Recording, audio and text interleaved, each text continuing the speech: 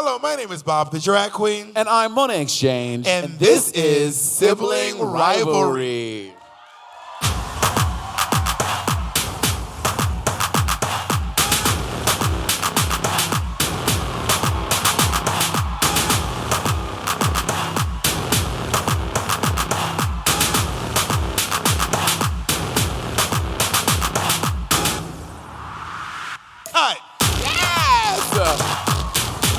Okay, so we know that the Met Gala happened, yeah? Now... Also, they moved, because I was like, there was a documentary called The First Monday in May, and I was like, it is the first Monday in May. Why is it happening in September or October, or whatever month it is right now? But it's because of coronavirus. So they moved it. Is it normal? Oh, it normally is in May. So on one weekend, it was the MTV Awards, Bitch. the Emmys, and the Met Gala. How does Lil Nas... And I got DP'd. Oh, my God. So my question is, honestly, how does Lil Nas X have this much time in his schedule? Lil Nas X was was he at the Emmys? Probably. No, he was not at the Emmys. Why would he be at the Emmys? Well, ask Merriam-Webster since she fucking knows everything. Was he at the Emmys? But he was the star of like every event. He was what? The star of like every event. Yeah. Fuck. Can we just give Lil Nas X's queer ass a round of applause? He is out here not giving any fucks, being as queer as he want to be, and all of the cis-hating rappers are like, and he's like, I love it. Can I say something messy? Oh, God. I just feel like one day down the line, in like 5 years, he'll be like, I'm kidding, I wasn't ever gay. No. Like, there's something, no. It's a little tattoo. Something about it is a little tattoo. But I do like, can I tell you also, my mom, during the Jussie Smollett, during the Jussie Smollett thing, like, as it was happening, as soon as he went live, was like, I got mugged. My mom called me and said, that never fucking happened. Like, black women be fucking knowing. And I was like, Mom, don't go live with that. That's messy. Cut 2, here it is. No. He is not, that is not factual. He never said it, but everyone else is like, it's kind of like Nicki Minaj's cousin's balls. It didn't happen. Like, it just didn't happen. The shade is not the prime minister of health being like, that bitch is lying, okay? I was like, that is too much. And they not them like scanning their entire, like, they go to their database, type in swollen balls, and be like, no, there's no cases of swollen balls at all. Also, a lot of doctors were doing research and they found out that like a small amount of impotence or like a small period of time where you're impotent and swollen testicles is a symptom of chlamydia. Ooh. So she basically told everyone in the country that her cousin's friend had chlamydia. And I feel like when you are Nicki Minaj's cousin's friend, like, nigga, we know who you talking about. To be fair, chlamydia is cool for like the first 2 weeks, then it gets messy. You know cool. What I mean? What do you mean it's cool? Like this, it's like cool. Yeah, like it's a TikTok dance. It's not like renegade. Like, what the... Okay, first, we have a mutual friend, I'm not gonna say who it is, who started getting Botox. Say their name. Say their... Wait, tell the story first. Tell the story first, and then I'll say the name. It's a friend who has started getting Botox in his balls so that they don't shrivel up, like so they're always hanging and being like fierce. Oh my God, we've cracked the case of Nicki Minaj's cousin's friend right here. No, who is it? Whisper it in my ear. I'm not gonna say it. It's someone very close. Wait, who? Mouth it. What? She may or may not have been on Drag Race season 8. No, I'm kidding. Oh my God. I'm kidding. Yes, Robbie Turner. No, I'm kidding. Oh my God. So you know that nigga lying. Okay. Hasn't Robbie Turner been through enough? Did any of y'all go see Megan Thee Stallion last night? Oh shit, we missed it. I wasn't here, and Bob, you went to go see Vegas Live. I went to go see Drag Race Vegas Live. Okay, now we want the real motherfucking tea. Shall we ask Bob the important questions right now? Did you enjoy the show? Oh my God. Who was the worst, and why was it Cameron Michaels? We want to know. We want to know. That is so messy and true. No, I'm kidding. I'm kidding. Cameron Michaels is actually really sickening. Naomi Smalls is hands down the most beautiful person. She is ethereally beautiful. She is fucking gorgeous. The show, Asia O'Hara, what I'm gonna say is gonna sound shady, and it is. Asia O'Hara was actually really funny. I was like, have any of you ever seen the Work the World tour before? Yes, I remember you. I know your makeup. Yes, I have absolutely seen you before and I worked the role. Yeah. So it was kind of like Work the World, but more campy. Work the World is really fierce. There's like cack, cack, cack, cack, cack, cack, kaboom. This is more like cack, cack, cack, yuck, yuck, yuck. It was more like that. But I enjoyed myself. I recommend it. Monet was making fun of me earlier because I skipped on a chance to go see Megan to go see Drag Race Vegas. Okay, hear me out. Bob, you can go see Drag Race Las Vegas anytime you want. That's Megan not Thee Stallion true. is a once in a lifetime. Okay, is she, bitch? Okay, first. Megan Thee Stallion is out here getting shot in her feet every weekend. Okay, we don't know if she's gonna be here tomorrow, bitch. And apparently, someone from Drag Race Vegas is getting shot in the testicles with Botox. What happened was before I knew I could go see Ms. Stallion, as my mom calls her. Me and my mom watched WAP together, and she was like, what's the big one? What's her name? And I was like, Megan Thee Stallion. Oh, the big one. Well, Megan is, Cardi B is 5'3", and Megan is 5'10". So 5'10" and a half. Very important. Very Megan is taller than Monet. Isn't that wild? No. She's a quarter inch shorter than me. I'm 5'10" and 3/4. People under 6 feet be swearing by these quarter inches.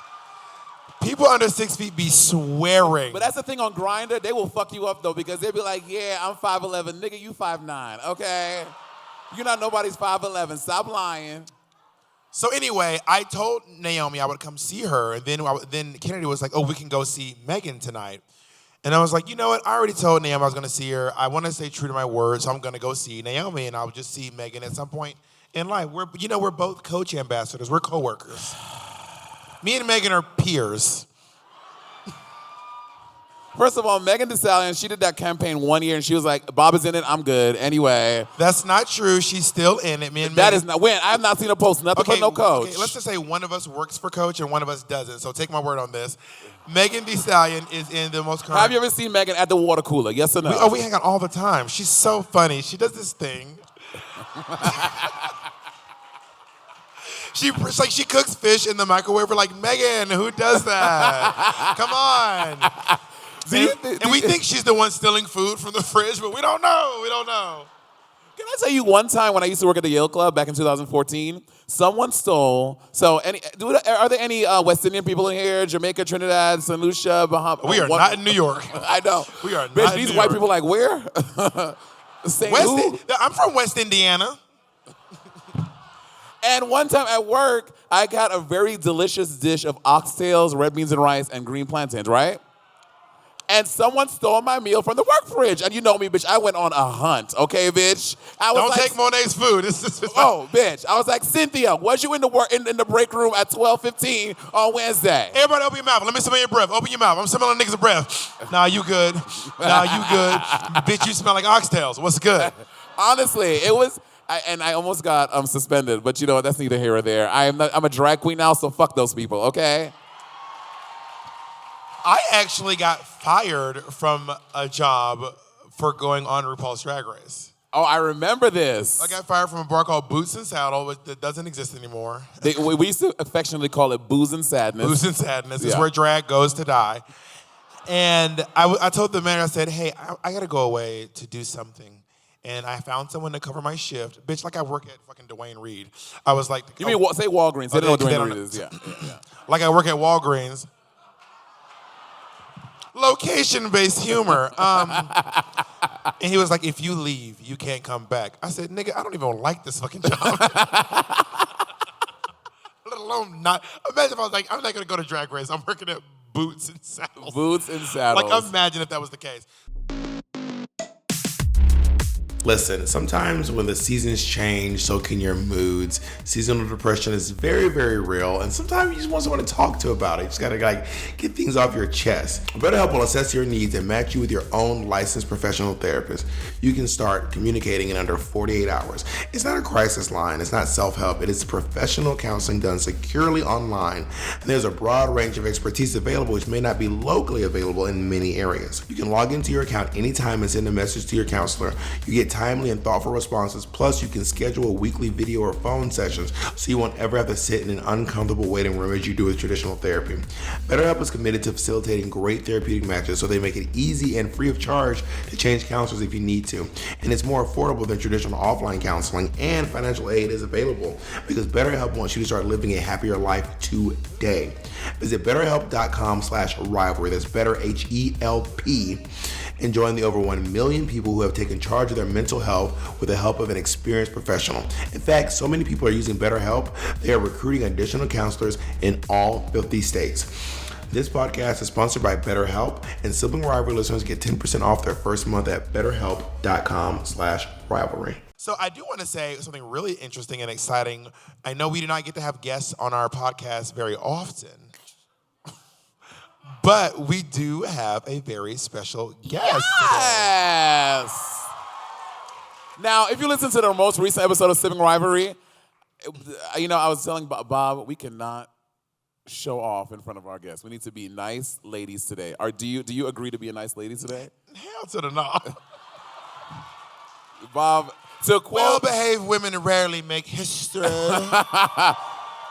To quote the great Martha Caldwell, do not embarrass me in front of these.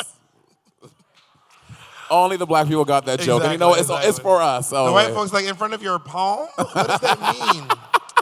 The more I get to know white people, they're just probably the most interesting people in the world because of how uninteresting they are. I don't know if that doesn't make any sense. Oh my God. But the more white people you know, you're like, white people are weird.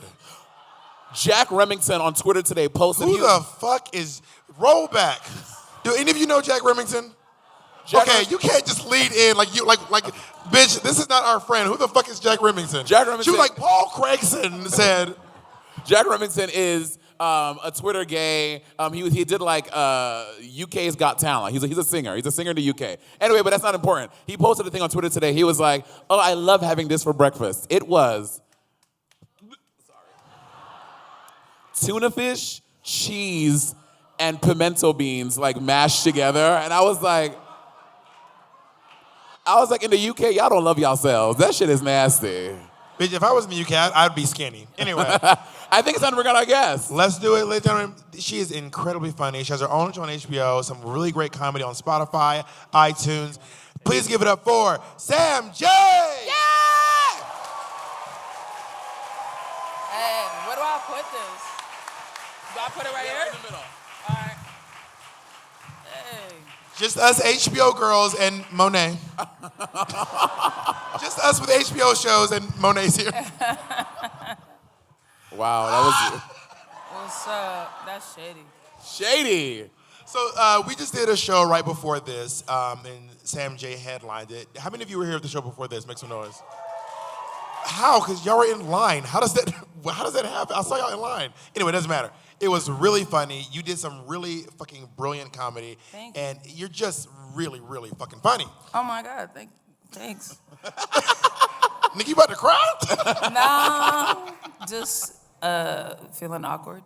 Feeling awkward? Why? You are here. We are... Honestly, what I will say is this. I attend comedy shows here and there in New York City. What there is not a lot... Well, I used to live in New York. What there is not a lot of are funny, queer people of color, and you are all those things. So you should celebrate in that, live in it. Thank you. I mean, well, that's the thing. There are lots of funny queer people of color, but we just don't really get to dominate the scene. Back when I first started stand up in New York City, when did you start doing? Did you start in New York City? Where did you start it? I started in Boston. I'm from Boston. Oh. Yeah, I'm a Boston I was just kid. in Boston. Great dick in Boston, by the way. Yeah. We're all suffering through racism, so we fuck like that. Fuck like you hate each other or hate somebody. Yeah. But And how long you been doing stand up in New York City? I moved from Boston to LA. I started my first major city was Los Angeles. And then I was there for 2 years. Then I moved to New York to write for Saturday Night Live. And Sam J wrote I'm pretty sure if my research is correct, literally my favorite sketch that has ever. Which one? It is Black Jeopardy. The one, did you write that right? With Tom Hanks? No. Not the wrong research. Damn, nigga, damn. Black Jeopardy was a thing that Brian Tucker and Michael Che wrote together they had been writing long before I got to the show. But the one Black Jeopardy that I was a part of was the one with Chadwick Boseman.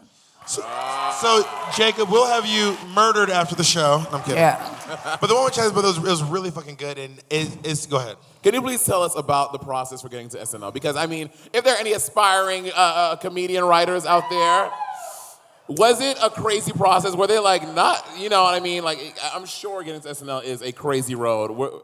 Bob, you've auditioned for SNL before. I have auditioned to be like an actor, not a writer, though. Oh yeah, because you can't read or write, so that would be awkward. Got me. Well, I actually auditioned for cast too, actually, and not to write. I think the road is just different for everybody, to be quite honest, and there's no one way to do it. Got it. That's the whole nature of this industry. But I was at a festival called Just for Laughs, which is like this really huge comedy festival. It's probably the biggest comedy festival in the world that happens in Montreal. And they do this thing called New Faces where they kind of trot out everyone who they think is next for the industry. And it's a very industry-heavy showcase. And I did that showcase, and some SNL people were there. They asked if I would audition. I did in LA, and then they flew me to New York to audition in front of Lauren and all the producers at 8H, and I did that. And then from that audition, they were just kind of like, we don't really know how you would work or fit in cast. And I also wasn't an improv kid, and it just wasn't my lane, so I didn't really feel a way about that. And they asked me if I would be willing to write. And I was like, yeah, I would love to write, because I just wanted to see it. And I just wanted, I don't know, something in my gut told me it was next. Yeah. I don't know what it was, but something was just like, this is scary to you, and this is probably where you need to go. And so I was like, sure, I'll write. And I didn't know shit about sketch. I'm not an improv kid. I started in stand-up. I started at open mics at bars, you know. So I only knew how to write for myself. I had never done sketch comedy. I had never experienced TV writing. That was my first writing job. Your first writing job was SNL? Yeah, that was my first job. That was my first writing job. Shit. And I learned so much. I grew so much in that place, in that space. I cannot give it enough for how it developed me as an artist. But yeah, that's how I landed there. And I think you land there in so many different ways. You know, there's packets, there's auditions, there's just a million ways. I feel like if I auditioned to be on camera and they were like, you're more of a, I'd be like, I feel some kind of way. If I was like, I'm here to be on the camera. Y'all niggas put me behind the scenes. What the hell's going on? You know what? But I'm also not humble. I have no humility at all. But you said it on I TV. did feel away, but I didn't feel away because at the end of the day, I didn't think it was a place I belonged, period. So every call was an awkward call to me because I'm like, I'm not NBC. I'm such a cussing, dark, weird ass motherfucker that call period was like, what? Really? And then so wherever it landed, I was kind of like, this is all seems out of place. I'm pretty, like, my humor is pretty dark and filthy too. And something that we all have in common, we all talk about dick a lot in our stand-up. So, okay. Dick is great. So Sam J has a great... Sam J has a great track on iTunes and Spotify called Dick Juice. Yeah, it's on my first album. And it's really, really... You want to talk a little bit about Dick Juice? Wow. I mean, you're making me go back to the first shit I ever wrote, really, because that was my first album. That was Donna's Daughter, so that was just all, like, my... Really, Your Hour Before Your Hour is your album, I think, anyway. Mm-hmm. So that's, like, my first bit that I was doing. But I was talking about how I didn't like being cummed on. Like, I don't like... I love the stuff, bitch. I don't... Because you were, at a point, you were straight identifying. I think I wasn't even, I was just being straight. I don't know about these words like that. I was just being straight. I didn't identify as anything, but I was taking dick and niggas was coming on me. Monet's like, same. You know what? This thing, gay identify as a whole. I'm just a whole, sir. Yeah, I was doing that. There was a time when that's what I was doing. And I didn't like being, I just didn't feel like, I don't know. And I think that was because there was a lot of masculine energy in me that I was denying, and I didn't know where it was to be placed.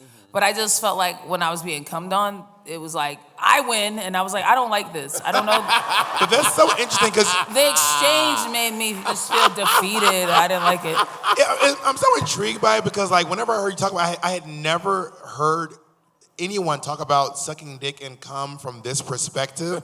And it was like, I don't want that cum. And gay, especially a sign male at birth, if you're a sign male at birth, you're a gay man or a trans woman. When I say we love cum, wait, who was that? You bitch, you worship cum. Who was that? Someone said, "Oh!" I don't love the cum. I'm like, damn. Nah, I don't love it. You know? All I say, hey, listen, cum is great and spitters are quitters. Okay, that's all I have to say. No, that's all. Listen, I would never back down from a challenge. You will come. Oh, you gonna come? And That sounds like a threat. I'm not Oh, you coming? I like to win. I'm not a loser. I like to win. So I'm not saying I would swallow. I'll do the things I want you to do the thing, but it's not my thing. Like I don't Gotcha. need that in my life. Okay, I used to hook up with this one guy in the Bronx. Woo. Can I get? Thank you. Monet, we're on the West Coast. There's not a lot of whoop for. Okay, so I used to hook up with this guy in Nevada. See? Oh wait, is that a state or a city? It's a state we're in. Oh yeah, in Nevada. We're in Nevada right Yeah. now. And his jizz was so thick. It was like someone would take Play-Doh and throw it on my ass. And I was like... See, that's what I'm saying. Like, I don't... Not the Go-Gurt. All cum is that to me. I don't even make the difference. I'm just like, it's all bad. It's coming, it's bad. Monet's like, bitch, I want the grab and go yogurt. I Give me that don't shit. know if it's thin, it's thin. I'm like, it's all coming, it's coming, and I don't want it. Yeah, You know what I mean? I feel like for a lot of people who suck dick who really love it, it's the reward. It's the at the end you're like, this is what I've been working for. I've been holding my breath and punishing my tonsils for anywhere between 15 minutes to 60 seconds. It's all for this. If sucking dick was the color purple, the cum is when her children come home. But I don't get... It is when the cum is when she finally sees Silly. And she goes, me, my sister, never part. I understand all of that. I like being rewarded as well. I'm a fan of rewards.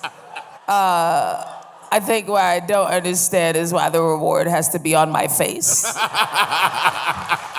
I think that's where I'm losing track of the story. And I'm just not a fan of the award assaulting me. And every gay man is like, girl, moisturizer, honey. I'm like, just present it, you know. If you really love me, let it land on your belly. Let me know what I did. Actually, let me witness it. I would rather stand above and watch. Just be like, good job. Let me really see how my thing's working. I don't want to. When you put it on my face, I barely see it. It just closes my eyes. It makes me feel sad. Have you ever had cum on your face and then you run to the mirror? No. By myself on that one. I will say, we're talking about cum. This man is having a religious experience, okay? Bitch, he is at like a 7-day Adventist. Hands are in the air. He's like, Our God is an awesome God. He comes. I believe shit is like fluid, and we're just all different bitches too, you know? I don't want to skip over eating pussy as a... I was just about to go there. It's way better too, in the sense of on your face, because Pussy feels like a good toner on your face. Ooh. It's light. It's like effervescent. You're just like, I can move this around. I would say when you and keep going with my day. Nut on your face, you have to remove it. This is true. When you eat pussy, You need to get it off you. when you eat pussy, this whole part of your face is just slick. I mean, you are Yeah, you good. are slick than a motherfucker Yeah, no. when you're eating pussy. Nut on your face, you got to get it off. Well, everyone knows you're a dirty bitch. It does feel softer too, and I will say when you make someone with a pussy cum, it is a different experience. It feels like you've achieved, like making someone with a dick cum is like whatever. When you make someone with a pussy cum, you're like, bitch, I fucking did that. I did it. It's like making someone with a pussy cum is like it's like finishing the entire Jack Snyder director's cut of fucking you're like damn, I fucking did that. I don't know her. But that's fierce. I love that. You never made a pussy come. I've never had a pussy cum. Damn. You should do it. It really is. Also, Not but just to know. To know. I am a bottom by trade. I'm too lazy for that. No, you can get some. You can do it Like lazy. you have to like add fingers. You have to like can know what lazy. you're doing. Can you be lazy on this? And I also think you need to step outside yourself. You know, like do something that you wouldn't normally do. We all need to do that. I mean, douching is enough, okay? When I spend an hour getting ready for dick, I ain't trying to lick shit too. That's too much work. Well, you don't have to do that if you're going to eat some pussy. You could be a whole nother nigga. Oh, I guess. The first time I ate a pussy, You get to be a whole nother motherfucker. the first time I ate a pussy, I was like, this is gonna be a lot. I'm gonna eat this pussy. This is wild. But after a while, I was like, honestly, this is really great. It is really super. 10 out of 10 would. I love this restaurant. You sound like a white woman reviewing something on Yelp. Eating pussy is great. Yeah, it's really fun. It's good. And not to say I never felt bad sucking dick. I was just kind of like, I don't need this. I know. I feel bad doing it. I never felt That's bad. the point. I never felt bad. Maybe like- I'm a hoe. I'm like, when I'm doing something, I'm doing it. If I'm doing it, I'm sucking your dick. Fine. Do what you need to do. This is just the sucking dick and eating pussy podcast. I love it. Are you guys learning things today? Wow. Is this educational? Good. I want to talk a little bit about being a black queer person, visibly queer. If you, I think. Yeah, I know what you're saying. Yeah. Outwardly presenting. Yeah, people look at you and like, oh, Yeah. gay. Gay. Yeah, people never look at me and think gay. They're like, oh my God, he's so straight. Mad straight, son.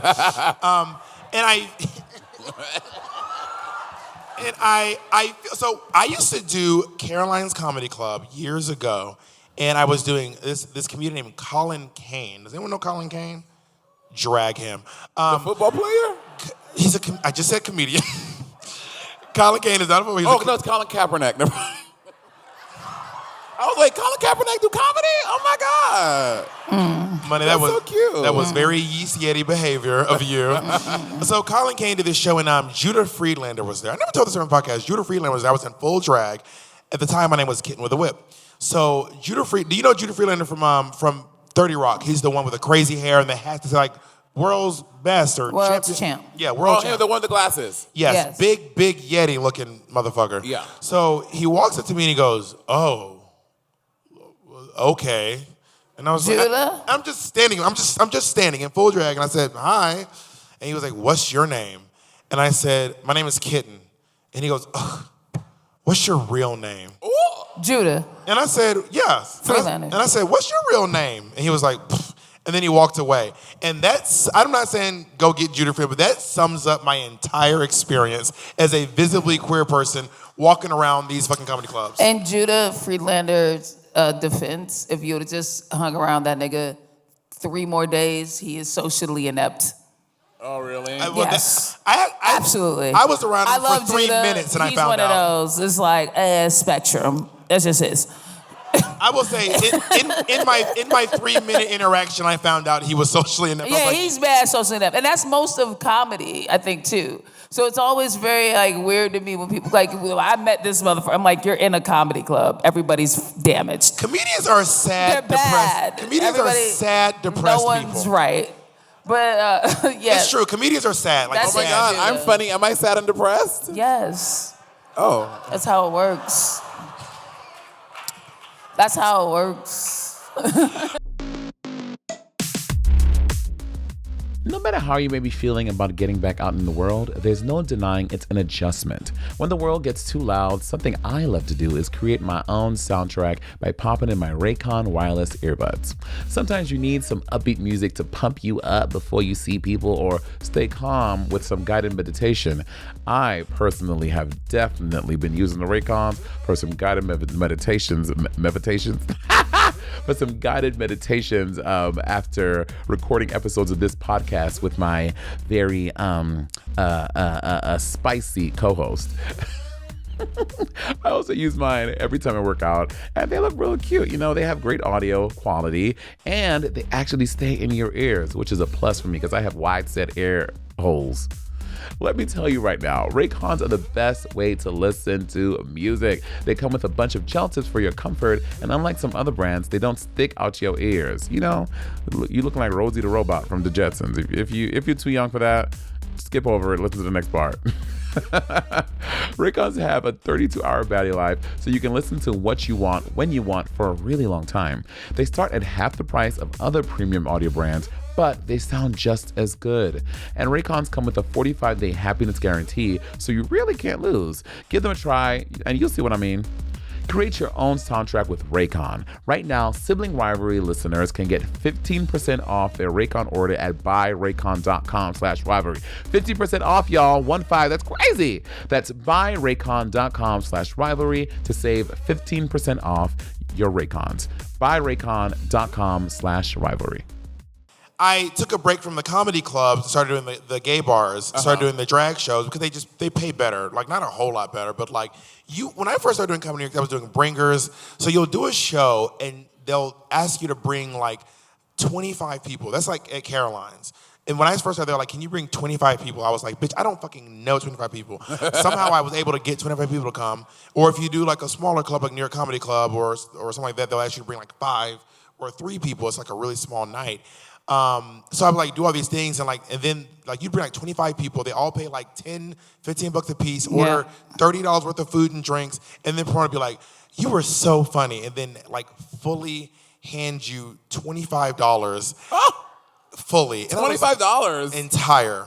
25, a quarter of 100. Bitch, in New York City, that is a Subway sandwich to go home with. Yes. And I was like, this is... But I was like, I didn't know I was getting paid at all, so thank you. But then you go to the gay bars, and they pay like $150 a night, plus you can make some tips. So I was like, I'm done doing the comedy clubs. Yeah. So upon my return to the comedy clubs, after being on TV and touring around, you'd go in and they'd be like, oh, where do you do comedy? And I'd be like, I just do like the Gramercy or Sony Hall. And they'd be like, who the fuck are you? And I'd be like, I'm Bob the drag queen. But it's just such the villain of season 8. Oh my God.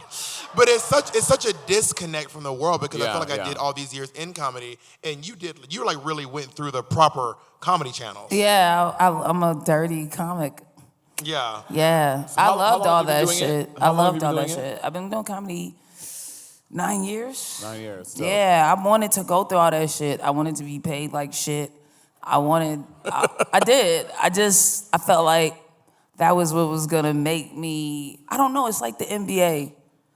And I wanted to be able to have all the stories. You lost me at NBA. That's how I felt. I was lost at end. I was like, what? That's how I felt, though. No, that makes sense. A lot of Honestly, people do like the I'm gonna call it the struggle, and it feels like a rite of passage. Yeah. But I think for me, what it was I was like, I just honestly just don't. It's probably because I was doing it in drag, and then I would get looked at in this very gimmicky way. Like a couple of years ago, I did Last Comic Standing. They reached out to me like, we do Last Comic Standing, and then when they did the video package, they put me in the package with that guy who wears the gorilla suit. It was like clowns. Do anyone remember the guy in the gorilla suit? And they put me in that package with the guy who wore the gorilla suit. Which would fill away, yeah. Yeah, and I was like, oh wow, that's how they see me. Yeah. That's how the fuck they see me. In defense, like not even in defense, I'm a comic and I love stand-up and I love the culture of stand-up. And I do think you hear a lot of negativity about the culture of stand-up. And I think what we don't hear enough is that stand-up is a very shitty, it's the back of the bus. Everybody's mean to everybody. There is no group that's not getting fucked with. And if you have the fortitude to get fucked with and still come sit at the back of the bus every day and you get your fucking riffs off, motherfuckers are gonna respect you. And that's what makes it this beautiful equalizer in this same way. Is because it's fucking with everybody the same way. And that's what always attracted me to stand up. Was that like, damn, it's not running from the world. The world is judgy, the world is shitty, but it's also giving you the space to prove me wrong. But yeah, I got some assumptions, but I'm giving you room to prove me wrong. And I always just wanted to prove niggas wrong because I wanted to be able to sit at the table with everybody else that had to prove niggas wrong. They sit at that table. The Chappelles, the Harts, everybody, they had to do it. They went through their own system of being fucked with. And I didn't want to skip over that because it's kind of like, I don't know, LeBron's ring versus Jordan's. The rings. That's baseball, right? But did he run? You know, I don't know. That's how I always looked at it. So that was how so honestly what you're saying is very valid. And I remember when I was in the midst of all that and then like just kind of feeling like an outsider in a group of outsiders. So then I went to the drag club and when I say it, it's such a completely different experience. When you go into the drag bar, it doesn't matter how low you are. It doesn't matter what you do for a living outside of drag. I used to work at a restaurant called the Jekyll and Hyde Club. If you ever watch Unbreakable Kimmy Schmidt, on Unbreakable Kimmy Schmidt, where Titus Burgess works, that is a parody of the place I used to work. It was a haunted restaurant. I got dressed up as a fucking butler named Mortimer Grimm. Literally, a black... Not you the butler. Nigga the butler. So I'm the butler at work, and then I go to the comedy club, and like people are like, who are you? What's your name? And I'm like, I don't fucking need this. I don't want it. It doesn't speak to me. I've done enough struggling in my life. So then you go to the gay bar and you're a drag queen, and no matter how fucking shitty you look, they appreciate you. I had never experienced that. You walk in the bar and they call you a queen. You walk in looking like shit and they buy you a drink. You walk in doing you do your work and then like they'll cheer louder for the other girl, but they still cheer for you. Yeah. And then the other queens, they get together and they're like, girl, we're accepting you. You got to work on this, this, and this. But I know it sounds odd, but drag queens just aren't that mean in the New York City scene. It was this weird, uplifting place. People are nice to you, told you what to work on. You meet people who've been doing it for like years and years and navigate from space to space. And I was like, honestly, I'm going to choose this. But that's what's crazy, right? It's all just what you take to. Because I think drag queens are mean as fuck. Really? Okay, say their names. Say their names. Who's the mean drag queen? Tell us. Where everything you're saying about comedy, everything you're saying about that world is how I feel about comedy. Where it's like, yeah, they say their things, they pull you to the side, and then whatever, and the G. Like I felt that way about going through the comedy scene. Yeah. But you felt about going through the drag scene. It just was, we found the right scenes for us. That makes sense. Because when I go to the drag scene, I'm like, these bitches are me. Okay. I don't like none of this energy, but that's because it's not the energy for me. Yeah. I think wait, really quick. The mean drag queen, did her name rhyme with Minity the Muck? Was that the mean queen you met? I'm not doing that. Minity the Muck Mailer. I'm saying, it's just different strokes for different folks. Boo Paul.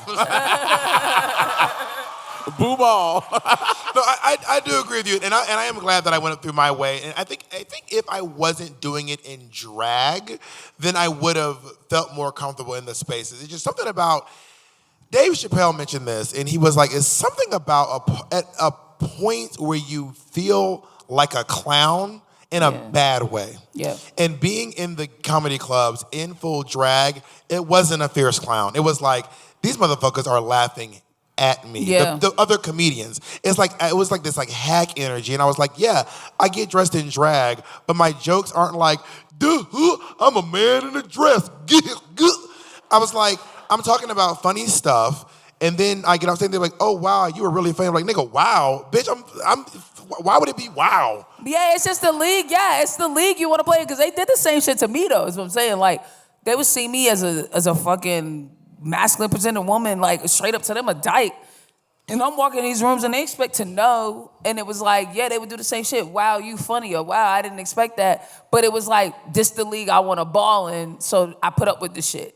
It just wasn't the league you wanted to ball in. You know what I'm saying? Oh, yeah. It's just, that's it. But they were no different. I just was like, I want to win these niggas over. It mattered to me. I also just kind of honestly, like, just don't want to be around cis straight guys. And I think when you grow up as a gay guy, it's like that shit is like being around a bunch of cis straight guys is like, y'all, like, I'm coming in with preconceived notions. Yeah. Y'all have preconceived notions. I'm uncomfortable as fuck around y'all. I don't want y'all to look at me. I don't want to look at you. I got an attitude. You got an attitude. You think I'm a clown. I'm sure you're a rapist. It doesn't feel good. Yeah. The only time I feel comfortable being in a room of like cis straight dudes is if it's an orgy. Otherwise, I'm just not into it. If you're in the middle, just get And I'm like, throw me in a room of cis Trump supporters. Oh! I'm like, put me in the middle of the chaos. You would, oh my God. I would love that. She just said, I don't know if y'all heard because Monet was showing her pussy. No, I'm like, throw me in a room of cis Trump supporters. I want to be around the thing I'm absolutely not supposed to understand. And I think I just like fighting too much. This I'm may like, shock put you. me in. I like fighting. I have an attitude problem. Like last night I was at the Drag Race. They were like, what? Last night I was at the Drag Race live Vegas show, and Asia O'Hara came on stage. She's like, and everything above everything else, please get vaccinated. And then the crowd starts clapping. So I immediately look around and see who's not clapping. Who's not clapping? Who's the fuck not clapping? Bob the house down. And I see this lady like. So I said, oh my God. So I was sitting with Derek Barry's in-laws. And I said, oh my God, the ladies behind you are aunties. This is a bitchy drag queen. You're so right. I was like, oh my God, it was me. I was the drag queen that was mean to you. Yes. You're here to get your revenge. I was like, oh my God, the ladies behind you are anti-vaxxers. And then Derek Barry's in-laws, one of them was like, who? And I was like, oh, he's about to fight. He was like, point them out right now. I was like, okay, I was just trying to do a little. This white man said, he stood up and said, point to them. Point to them now. I was like, oh my God, her. Oh, man, let me tell you something. That white man would have started a fight at the Drag Race Vegas show, and the police would have been like, work. Anyway. Hit her. I want to shift gears a little bit to talk about love life. We met your amazing partner here tonight. Mm-hmm. Make some noise for her partner. And how long have y'all been together? I'm not far. I don't know, off and on since college, like, 13 years. 13 years? That is dating off and on. Like, dating off and on for college. 13 years. We met each other in college. I cannot keep a man for more than 13 days. Can you please tell me a secret? How can I keep a man? I don't know. Didn't you hear her man stories didn't go well? I don't know. I don't got an answer to that. Can I tell you one thing? I'm not gonna lie, this drives me crazy. I'm not gonna lie to y'all. So on our podcast, me and Monet have a lot of differing opinions, especially about dating. I'm polyamorous. I have 2 boyfriends. Woo! So on the podcast, I'll say my opinions, which are very strong in mine, and I can say what I want to say. So I'm like, I feel like this, and this. And then Monet will be like, I feel this, and this. And then people in the comments will be like, Monet's right. And I'll be like, if y'all trust this single ass bitch with no man nowhere in sight, and I go and I check, and they be single as fuck too. I say the best advice I could ever give anyone is when you get advice, consider the source. Okay, first of all, these are your first 2 boyfriends. I've had 5 boyfriends. So what's your point? That's nothing to brag about. Yes, it is. That means I've captivated the hearts and minds of 5 men. And how did it work out? They were great. How was the end of the movie? Terrible. I would not watch it again. But also, I'm not saying I'm right. I'm just saying what I have works for me. It is more of an open relationship, polyamory. Do what you want with your body. Yeah. Kind of. Oh, not the waves. Oh, you got waves? Can you help me out? How can I make this into waves? It's a wig, so man, it's synthetic. Yeah, never mind. Okay, I think we're gonna do. Are we gonna do questions? I would love to. We're gonna do a few questions from the audience. We have a little time to do some audience questions. Y'all wanna ask us some questions on stage? So if you have any questions for me, Monet, or Sam J, we will have either Kennedy or Jacob running around in the audience. They're coming. They'll be showing up very soon, and we're gonna be also. There he is. Thank you, Jacob. Jacob is such a Disney tour guide. It's so great. All right, there, right there. Can you make your way to the aisle, please? Jacob, you can go this side. Yeah, Jacob. Yeah. Now, please, no, wait, before you ask this question, we know you love us. We know that. Please make them like. We don't want. Oh my God. Don't do dumb questions. Yeah, we want like some good shit. We will drag you. Oh my God, drag queens are mean. Drag queens are mean. But like, don't ask us any dumb. We're like fully fans who are like could be singing Billie Eilish, but you're here, and we're like, don't ask dumb questions. It's just being mean with your tribe. Exactly. What's your name? Samantha. And what's good? Oh, everything's good. Life is beautiful. I see what you did there. Are you paid to be here? Bitch, we bought the ticket. You don't have to advertise. I didn't pay. Somebody paid for me to be here. Well, you better work. Pussy must be good. Go ahead. Oh, it is. My oral skills are on point, too. That's what I had a question about, as a matter of fact. Can I say your accent is terrifying? Triggered. You are so white, you should apologize to me. Oh, my God. Bob, let her I am 100% positive. My daughter's here, so don't be too mean. I know you have cousins who are anti-vaxxers. All right. But also, so does Monet, Nicki Minaj. All right, go ahead. So my question was for you, Bob. Sorry. So I was seeing your show earlier, and you were talking about what's the perfect way to suck dick. Yeah. So I was just going to ask you, like, is that like your specific? That's good, or is that like? So my dick sucking technique. So I didn't learn them from an official school or anything. But I do think that over time you can learn to lose your gag reflex. Most people, I lost my gag reflex.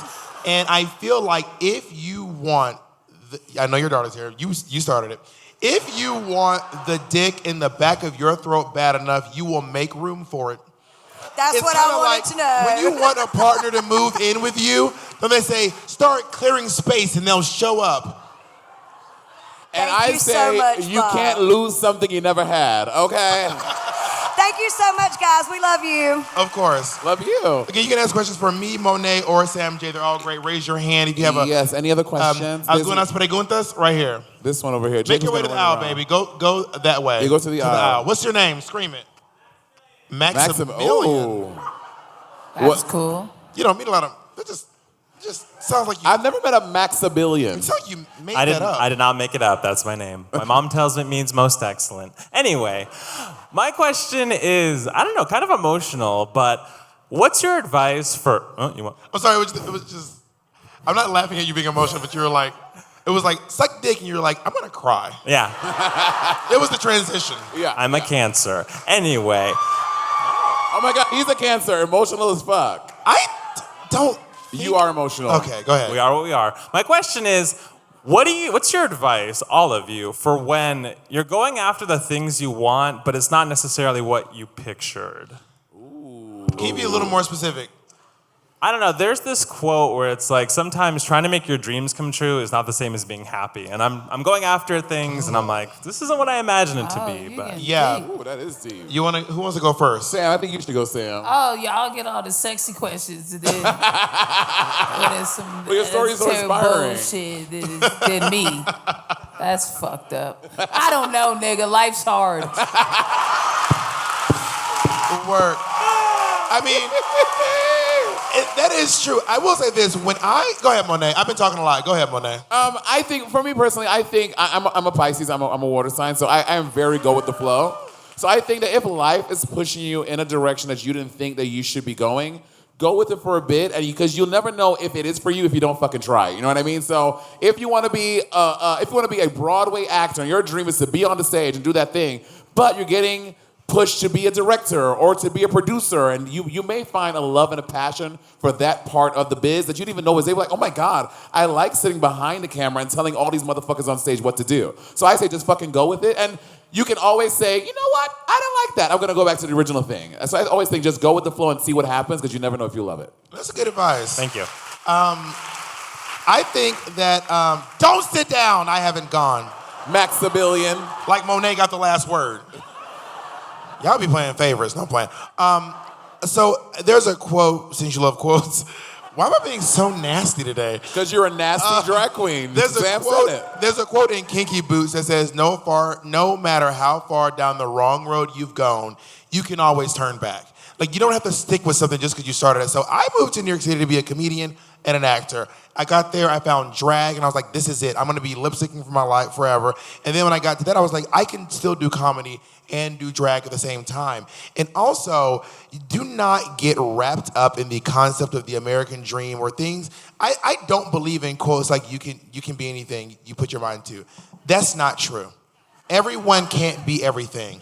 When you say stuff like the idea of the American dream is so messy and detrimental, it tells you that if you just work hard enough, you can be anything, but it takes a lot of things out of context. Do you have a learning disability? Or do you have a physical disability? How rich are your parents? Could you afford to go to college? Are you fat? Are you conventionally attractive? Are you trans? Are you black? So when you see a white person, a white cisgendered 200-pound muscle 6'2" guy who's straight and is like, just dream hard. Like you don't even have to sleep to dream. Of course, things are easy for you. You know what I mean? So it's okay to be sad. It's okay to be depressed. It's okay to have hard times. It's okay to feel like you're ugly or you're fierce. Like, it's fine. You know what I mean? And I like to look at where I am and not compare myself to. There have been times in my life, there are two drag queens who I always compare myself to, and I can really get depressed. It is Trixie Mattel and Bianca Del Rio. And I will be, don't not. And I will be like, I'm doing really well. I'm the first person in my family to buy a house. Like, this is crazy. But then during quarantine, I got so pissed off because Trixie Mattel bought a house for herself, a house for her mom. Are you telling Trixie's business? She put it on the internet. Oh, okay. A condo in Milwaukee, a hotel in Palm Springs, and a bar in Milwaukee. And I was struggling to buy a house. In a condo in Hollywood, but I couldn't look at that. I just bought a house. Instead, it was like Trixie got everything else. But I was too deep in, what is it? When you compare, comparison is a thief of joy for me, anyway. So just do your thing and fuck what everyone else is doing. Yeah. And you know what? Cum is great. And I guess fuck Trixie? I don't know. Fuck Trixie, fuck. I don't know. Stop it. Do not indulge in Bob's toxic behavior, please. Do you know Trixie? No. Yes!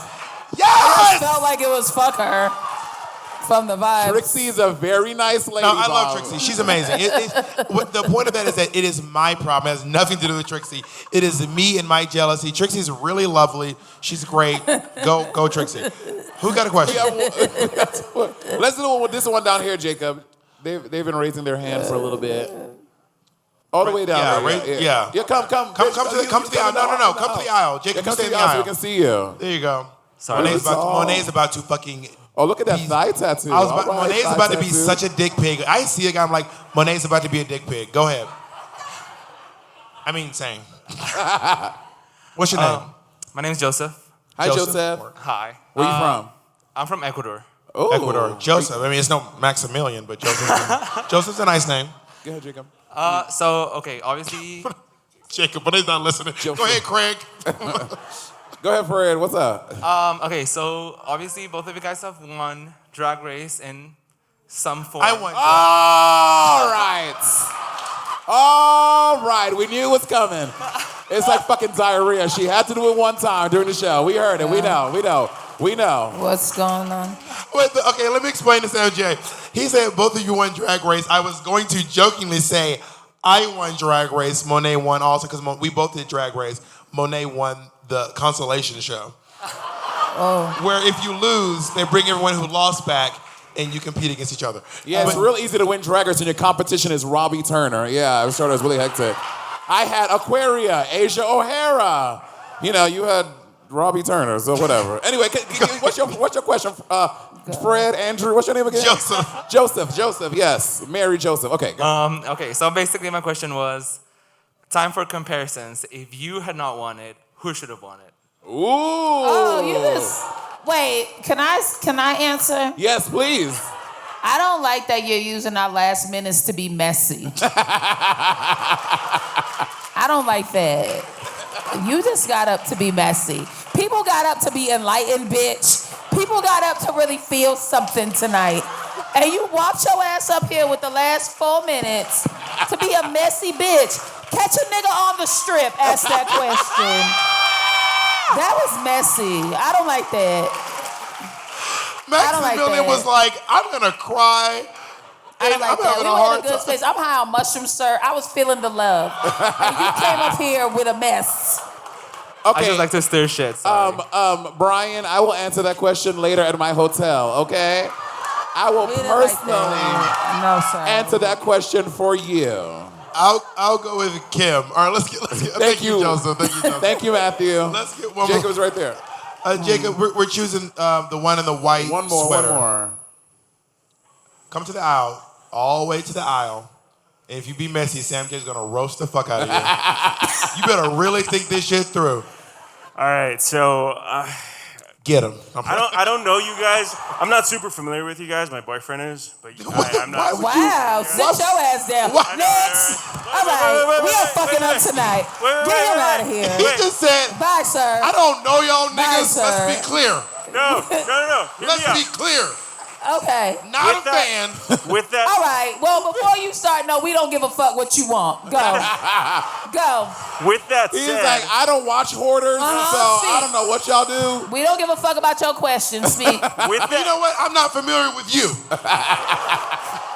Bless, I'm what's your sure. name? What do you want? with that said, I wanted to say I've been working on my toxic masculinity like over the last Are few. you straight? No, I'm not. Oh. I have a boyfriend. I just said that. He's topping, but he shouldn't be. Go No, ahead. no. No. Continue. Listen, I'm gonna put my business all the way out. I'm a masculine bottom. That's go what ahead. I am. Okay. We got you. And Eddie. my boyfriend is an effeminate top. All right. So I've been working on my toxic masculinity, and from you guys, like being drag queens, I wanted to get Keep the mic right by your mouth. I wanted to get some advice from you guys in terms of how to like move past that like toxic masculinity that you're like. I don't know. Maybe you guys have moved past it, or maybe you guys have like moved on from it and that sort of thing. I You said want to that know. Are you being top? No, you're asking No, me. I Now wanna- I'm taking charge. So you said you being topped. By What's the going femme. on? This femme, raise He's your a hand. feminine top. Raise your No. limp wrist. Raise your limp wrist. Please raise your hand. Let's get. Where's your boyfriend? No, he's not here. I'm here by myself. But okay, so you're saying your boyfriend is an effeminate top. Yes, and I'm a And you're being masculine bottom. but you are being fucked in the butt. We're clear. Absolutely, 100%. Okay, but you have toxic masculinity. Of course, I think every So whatever homosexual you're man doing does. when he's bending you over, do that all day. And then you'll work it out. Fair. I Okay, mean, all right. I think so. As a feminine top, a blouse. What's going on is toxic masculinity is when I say it's nasty, it is next to Christianity. It's the most destructive thing going on the Sure, planet. yeah. Don't get me started on the Jesus freaks.